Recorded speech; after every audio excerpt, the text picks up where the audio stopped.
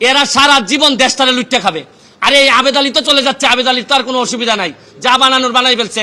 এরপর হচ্ছে গিয়ে এই প্রশ্নপত্র ফাঁসের ঘটনায় কারা কারা অবৈধ সন্তান হিসেবে প্রশাসনে জন্মগ্রহণ করছেন এবং জন্মগ্রহণ করে এখন বিভিন্নভাবে দলীয় তকমা লাগাইয়া ভালো ভালো অবস্থানে আছেন, এইটা আনতে হবে। এই মুহূর্তে সবচেয়ে বড় প্রশ্ন এসে হাজির হয়েছে সরকারের সামনে, কিভাবে সরকারটি ভারত এবং চীনের মধ্যে সম্পর্কের ভারসাম্য রক্ষা করবে। যে একই জিনিস একজন চাইছে, আরেকজন আবার বলছে এটা আমার কিন্তু রেড লাইন, এটা আমাকে দিতে হবে।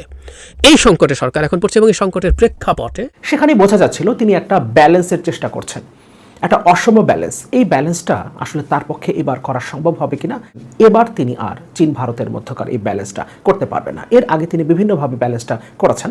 দর্শক, এবার দুর্নীতিবাজদের ঘুম হারাম করে দিল ব্যারিস্টার সুমন। এই মুহূর্তে বা গত কিছুদিন যাবত ধরে যারা দুর্নীতি করে আসছে প্রত্যেকের আসল চরিত্র বের করে আনলো ব্যারিস্টার সুমন। দর্শক, তিনি ঠিক কি বলেছে তা কিন্তু আমি আপনাদের ভিডিও শুরুতেই কিছুটা দেখিয়েছি, এমনকি দর্শক বিস্তারিত আপনারা সামনেই দেখতে চলেছেন।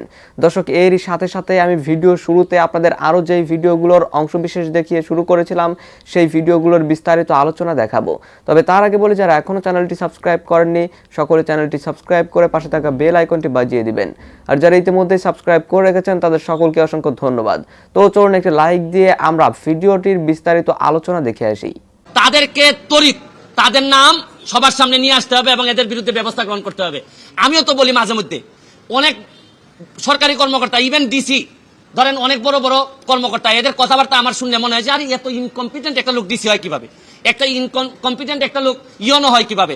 আমি যখন দেখি তখন আমার হিসাব মিলে না। এখন আইসা ওই সৈয়দ আবেদ আলীর মাধ্যমে আমার কিছু হিসাব মিলতেছে। তাইলে এই চোরগুলা ওই বিভিন্নভাবে ছড়াই পড়ছে।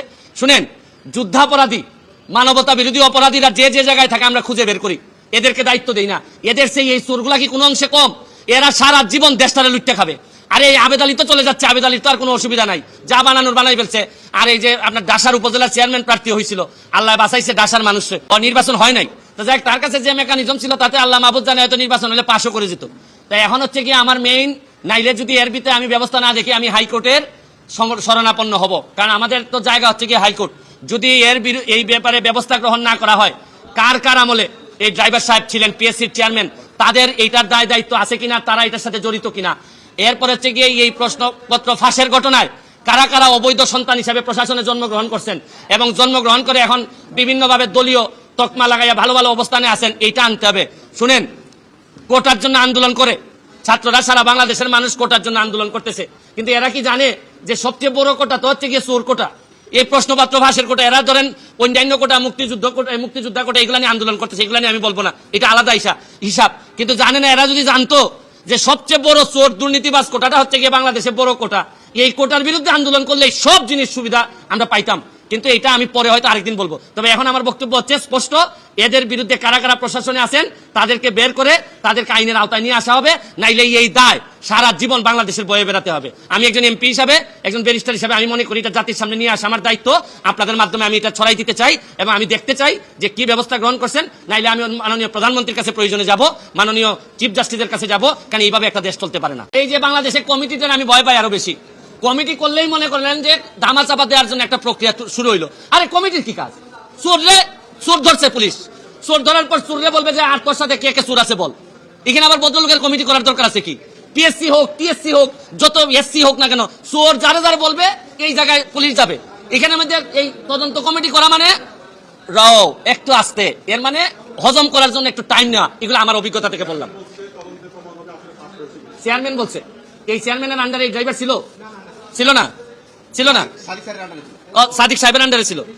তাইলে তদন্ত উনারটা করুক, উনাদের চেয়ারম্যানরা জড়িত ছিল কিনা এগুলা উনারা নিজেরা কিভাবে করলো, প্রশ্ন যাতে পরবর্তীতে আউট না হয়, এগুলা নিয়ে তদন্ত হোক। পিএসসি কিভাবে নিজে প্রোটেক্টেড হবে এইটার জন্য তদন্ত কমিটি করে তারা তাদের প্রোটেকশন বাড়াক। কিন্তু এর আগে কারা কারা চোর ছিল, দুর্নীতিবাজ ছিল, বাটপার ছিল, এগুলা বের হয়ে আসা জরুরি সবচেয়ে বেশি। 4 দিনের রাষ্ট্রীয় সফরে প্রধানমন্ত্রী এই মুহূর্তে চীনে আছেন। এখন পর্যন্ত দেখছি তিনি ব্যবসায়ীদের সাথে বসেছেন, বাংলাদেশে ইনভেস্টমেন্ট অ্যাট্রাক্ট করার চেষ্টা করছেন। এই সফরটা আমরা খুব মন দিয়ে খেয়াল করব এবং সফর শেষ হওয়ার পর দুই দেশের যৌথ ঘোষণা এবং কী ধরনের সমঝোতা স্মারক, এবার কোনো চুক্তি হবে না, অলরেডি পররাষ্ট্রমন্ত্রী জানিয়েছেন। অনেকগুলো সমঝোতা স্মারক স্বাক্ষরিত হবে বলে বলা হচ্ছে, সেগুলো কেমন হচ্ছে, কি হচ্ছে, সেগুলো নিয়ে আমি বিস্তারিত আলোচনা করব। তার আগে একটা জিনিস হয়তো খেয়াল রাখা দরকার আছে, কারণ এই মুহূর্তে সবচেয়ে বড় প্রশ্ন এসে হাজির হয়েছে সরকারের সামনে, কিভাবে সরকারটি ভারত এবং চীনের মধ্যে সম্পর্কের ভারসাম্য রক্ষা করবে। বলা হয় প্রধানমন্ত্রী শেখ হাসিনা দীর্ঘদিন থেকে প্রতিদ্বন্দ্বিতা করছে পরস্পরের সাথে, এই রকম শক্তিগুলোর মধ্যে ভারসাম্য নিশ্চিত করে চলেছেন, করতে পেরেছেন। কেউ কেউ তাকে ক্রেডিট দেন এবং তার পররাষ্ট্রনীতির খুব প্রশংসা করেন। দীর্ঘদিন থেকে আমি বলছি, অন্যরাও বলছেন অনেকেই, সেটা হচ্ছে আপনি যদি দেশের স্বার্থ বিকিয়ে দিয়ে ভারসাম্য রক্ষা করতে চান, তার জন্য খুব বেশি কৌশলী হওয়ার দরকার নেই, খুব বেশি বুদ্ধিমান হবারও দরকার নেই। বুদ্ধিমান আপনার তখন হতে হয় যখন আপনি রাষ্ট্র এবং জনগণের স্বার্থ নিশ্চিত করে ভারসাম্য করতে চান। যদি আপনি যাকে তাকে যে কোনো কিছু দিয়ে দেওয়ার বিনিময়ে ক্ষমতায় টিকে থাকতে চান, ব্যালেন্স করতে চান, এটা খুব বেশি কঠিন কাজ না। কিন্তু ইদানিং যে সমস্যাটা হয়েছে, ইদানিং জটিল হয়ে উঠছে, কারণ সরকার সব কিছু দিয়ে দিতে প্রস্তুত, যে যা চায় তা দিয়ে দিতে প্রস্তুত বলে আমি গভীরভাবে বিশ্বাস করি। কিন্তু এই মুহূর্তে প্রশ্ন এসে দাঁড়িয়েছে যে একই জিনিস একজন চাইছে, আরেকজন আবার বলছে এটা আমার কিন্তু রেড লাইন, এটা আমাকে দিতে হবে। এই সংকটে সরকার এখন পড়ছে এবং এই সংকটের প্রেক্ষাপটে চীন সফর হচ্ছে এবং এটার প্রাক্কালে যেন ওবায়দুল কাদের কথা বলেছেন, আমি তার বক্তব্যটা নিয়ে কয়েকটা কথা আসলে একটু বলতে চাই। উনি বলেছেন চীনের সাথে আমাদের পার্টনারশিপ আছে উন্নয়নের, ভারত আমাদের রাজনৈতিক বন্ধু, চীন আমাদের উন্নয়নের বন্ধু। মানে প্রথম কথাটা হচ্ছে রাজনৈতিক বন্ধু আর উন্নয়নের বন্ধু আলাদা করার চেষ্টা করছেন এবং চীনকে একসময় এই ধরনের ব্র্যাকেটবন্দি করার চেষ্টা আমাদের দেশের তথাকথিত আন্তর্জাতিক সম্পর্ক বিশ্লেষকদের অনেকেই করেছেন।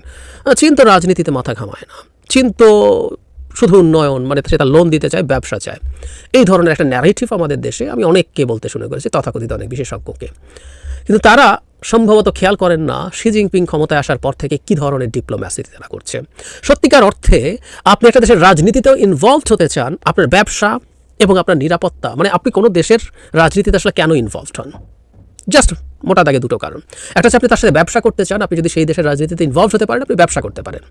আরেকটা হচ্ছে আপনার কোনো স্ট্র্যাটেজিক বা সিকিউরিটির প্রয়োজন মিট করে। যেমন ভারত এখন তার শিলিগুড়ি করিডোর বা সিকিউরিটি বাইপাস করার জন্য তার একটা কৃতদাস সরকারকে দিয়ে ইচ্ছে মতো চুক্তি করিয়ে নিচ্ছে, যেটা তার সিকিউরিটির প্রয়োজন, এখানে ব্যবসাও তো হবে না। আবার বাংলাদেশের সাথে ব্যবসায়িক অনেক বিষয়ে ভারত তার ডিল করেছে, গোটা পাওয়ার প্ল্যান্ট আদানির যেটা, সেটা আমরা দেখি অত্যন্ত বৈষম্যমূলক একটা চুক্তি ভারতের সাথে আমাদেরকে করতে হয়েছে, সরকার করেছে তার ক্ষমতা টিকিয়ে রাখার জন্য, যাতে সে 25 বছর ধরে বিরাট বেনিফিটেড হবে। সো এই তো কারণ। সো চায়না রাজনীতিতে ইনভলভ হবে না, চায়না বাংলাদেশের রাজনীতিতে ইনভলভ হতে চায়। এই সরকারের সঙ্গে বিশেষ করে যদি আমরা স্পেসিফিকলি বলি 2018 সালের পর থেকে আমরা খুব স্পষ্টভাবেই দেখছি এবং এটাই হবার কথা। এখন এই জায়গাটাতেই ব্যাপার, সেটা হলো সরকার অন্তত দুটো চীনের আগ্রহের জায়গায় ভারত বাগড়া দিয়েছে। আমরা এর মধ্যে জানি একটা হচ্ছে তিস্তা প্রজেক্ট, যেটা বাংলাদেশ অংশে তিস্তা নদী শাসন এবং সেখানে রিজার্ভার তৈরি, পানি জমানো, ব্লা ব্লা ব্লার একটা প্রজেক্ট, যেটা চীন দীর্ঘদিন থেকে চেয়েছিল। তার জন্য $1 বিলিয়ন ইনভেস্টমেন্ট করবে তারা। এবং চীনের রাষ্ট্রদূত শুধু বারবার বলেছেন তা না, রাষ্ট্রদূত ওই এলাকা ঘুরে এসেছিলেন একবার, ঘুরে এসে তাদের ওখানকার লোকাল মানুষদের সাথে কথা বলেছেন, তাদের সাইকোলজি বোঝার চেষ্টা করছে। সো চীন কতটা আগ্রহী ছিল এটা নিয়ে বোঝা খুব স্পষ্ট। যদিও প্রধানমন্ত্রী ভারত থেকে ফিরে আসার পর চীনের রাষ্ট্রদূতকে যখন জিজ্ঞেস করা হয়েছে তখন উনি বলেছেন যে এটা বাংলাদেশের সাথে নিচ্ছে, যেহেতু তিস্তা নদী বাংলাদেশের, সিদ্ধান্ত বাংলাদেশের, এগুলো ডিপ্লোম্যাটিক কথা আমরা বুঝি। এদিকে মোংলা বন্দরটা নিয়েও চীনের আগ্রহ ছিল, চীন চেয়েছিল সেটা ডেভেলপমেন্ট করতে, কিন্তু এই মোংলা বন্দরও আমি আলাদা ভিডিও করে দেখিয়েছি যে ভারত এই মোংলা বন্দর চায়। ভারতের পত্রপত্রিকায় এসছে, ইকোনমিক টাইমসে, আমাদের কেউ কেউ পাবলিশ করেছে, ভারতের প্রতিনিধি দল রীতিমতো বাংলাদেশ ঘুরে চলে গেছে, মানে এটাও চায়নাকে দেয়া হবে না। সুতরাং চায়নার কোনো স্ট্র্যাটেজিক প্রয়োজন সরকার মেটাবে না, আর চায়না প্রচুর ঋণ দিতে থাকবে, এটা কতটুকু হয় সেটা দেখার আছে। মানে চায়নার ব্যবসায়ীরা এখানে ইনভেস্ট করবে এই এক্সপেক্ট করা হাস্যকর, প্রধানমন্ত্রী আহ্বান জানালেও, কারণ বাংলাদেশে এফডিআই বা ফরেন ডিরেক্ট ইনভেস্টমেন্টের কোনো পরিস্থিতি বিরাজ করে না।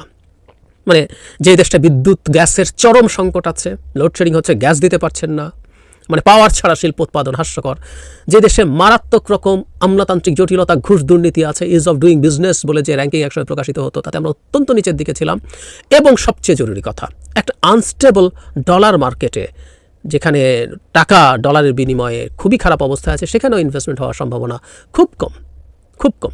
আপনি যে আনবেন, ইনভেস্ট করবেন, আপনি যদি লোকাল মার্কেটের জন্য পণ্য তৈরি করেন, সেগুলো বেচে যে টাকা পাবেন, সেই টাকা ডলারে কনভার্ট করলে, আপনি $100 আনলেন, সেটা নিয়ে পণ্য তৈরি করলেন, ইনভেস্ট করুন, আমরা এভাবে যদি বুঝি, তাতে যে টাকা হলো, টাকায় আপনি বিক্রি করতে করতে একসময় টাকার এত অবমূল্যায়ন হলো, আপনি ডলার কিনতে গিয়ে দেখলেন আপনি যে লাভ পাচ্ছেন সেই লাভ আর থাকছে না, সেটা খরচ আর আয় সমান হয়ে যাচ্ছে অথবা খরচ বেশি হয়ে যাচ্ছে। সো এরকম জায়গায় এফডিআই হবে না। তাহলে কি হতে পারে, চীনের সরকারকে ঋণ দেওয়ার কথা ভাবতে পারে, যেটাকে লাইন অফ ক্রেডিট বা এলওসি বলে। চীন অনেকগুলো কমিটমেন্ট শি জিনপিং যখন বাংলাদেশে এসেছিল তখন করেছিল, সেগুলোরও যে খুব বেশি আলোর মুখ দেখেছে তা না, অনেক টাকা দিয়েছে তা না, যা তারা কমিটমেন্ট দিয়েছিল তার 1/4 ঠিক মতো দেয়নি, 1/5 কম, 1/5 মতো দিয়েছে বলা যায়।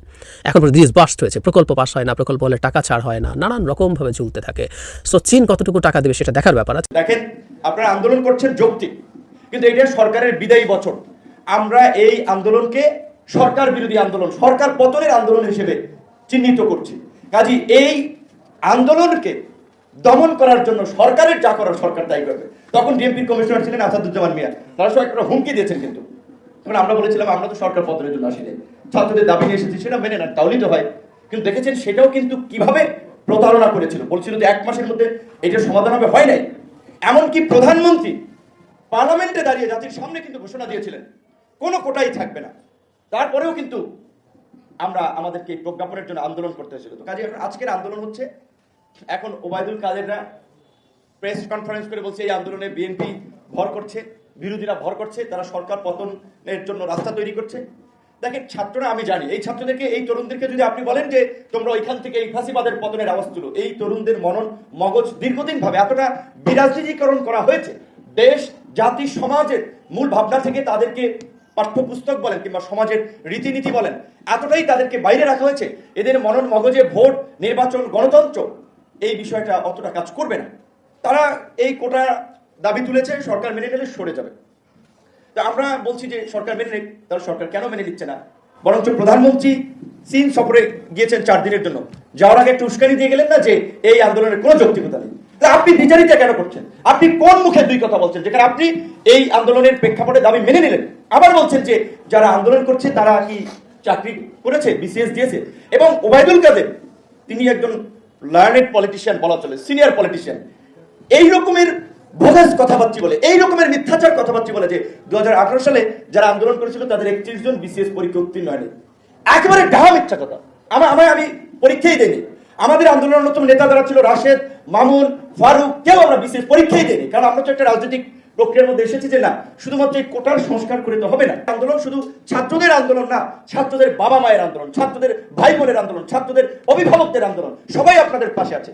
শুধু কোটা না, এই উচ্চশিক্ষিত তরুণদের বেকারত্ব নিরসনের নতুন কর্মসংস্থান, একটা স্বচ্ছ নিয়োগ ব্যবস্থার জন্য, এই ফাঁসির শক্তির উৎখাতের জন্য আপনাদেরকে চিন্তা করতে হবে, কথা বলতে হবে।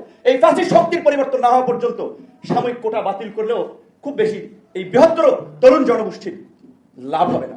দর্শক, আমি আশা করছি আপনারা সকলেই অত্যন্ত মনোযোগ সহকারে সবগুলো ভিডিওর বিস্তারিত আলোচনা দেখেছেন। এমনকি দর্শক, যদি এই ভিডিওগুলো সম্পর্কে আপনাদের কোনো মতামত থেকে থাকে তাহলে তো অবশ্যই জানাবেন।